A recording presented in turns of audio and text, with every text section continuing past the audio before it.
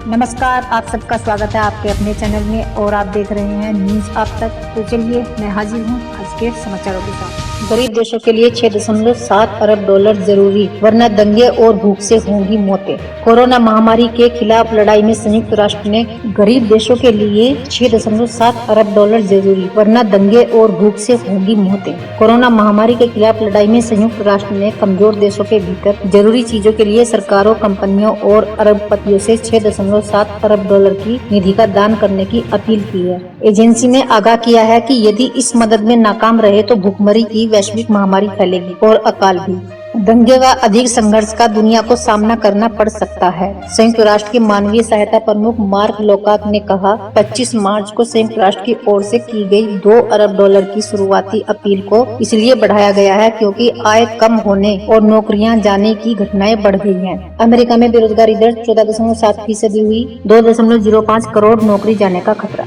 America में अप्रैल में बेरोजगारी दर 14.7% रही, जो महामंदी के बाद उच्चतम रिकॉर्ड की गई है। कोरोना वायरस के कारण 2.05 करोड़ लोगों की नौकरी जाने से अमेरिका में यह हालात पैदा हुए हैं। देश में नौकरियां तेज गति से जा रही हैं। यह हालात तब हैं जब फरवरी में बेरोजगारी दर 3.5% थी, जो 5 दशक के सबसे निचले स्तर पर थी।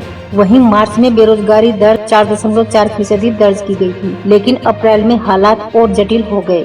विशेषज्ञों का दावा, 5 देशों ने देख लिया कोरोना का चरम, भारत में अभी बाकी। कोरोना संक्रमितों के आंकड़े डरा रहे हैं। हर किसी के मन में यही सवाल है, आखिर कब तक महामारी का यह रूप देखने को मिलेगा। इसके चलते तरह तरह की अफवाहें भी सोशल मीडिया पर हैं, लेकिन विशेषज्ञों की माने तो दुनिया के महामारी प्रभावित 5 देश कोरोना का शीर्ष देख चुके हैं। भारत को अभी थोड़ा वक्त इंतजार करना पड़ सकता है, क्योंकि जाँच में तेजी देरी से आई। महाराष्ट्र के मुंबई में सबसे ज्यादा मौतें। स्वास्थ्य मंत्री बोले, 15 से 20 दिनों में धीमी होगी संक्रमण की रफ्तार। महाराष्ट्र के स्वास्थ्य मंत्री राजेश टोपे ने शुक्रवार को दावा किया है कि आने वाले 15 से 20 दिनों में कोरोना संक्रमण के मामलों में कमी आएगी। टोपे ने बताया, केंद्रीय स्वास्थ्य मंत्रालय के संयुक्त सचिव लव अग्रवाल बृहस्पतिवार को मुंबई में थे, जहां उन्होंने मौजूदा हालातों की समीक्षा की। इस बैठक में मुख्यमंत्री उद्धव ठाकरे के साथ सभी वार्ड अधिकारी मौजूद रहे। टोपे ने कहा, इस दौरान अग्रवाल ने सुझाव दिया है कि कंटेनमेंट जोन का निर्धारण किया जाना चाहिए और इन क्षेत्रों में संक्रमित मरीजों के संपर्क में आए लोगों का पता लगाने, जांच करने और इलाज की समुचित व्यवस्था की जानी चाहिए। लॉकडाउन फ्री, 251 विशेष ट्रेनों से 3 लाख लोगों की चरणबद्ध तरीके से वापसी। गृह मंत्रालय ने शुक्रवार को कहा कि विदेश में फंसे भारतीयों की वापसी चरणबद्ध तरीके से शुरू हुई है। इसी तरह अन्य प्रवासी मजदूरों की घर वापसी होगी। वहीं स्वास्थ्य मंत्रालय ने रेलवे की तैयारी के बारे में जानकारी साझा की।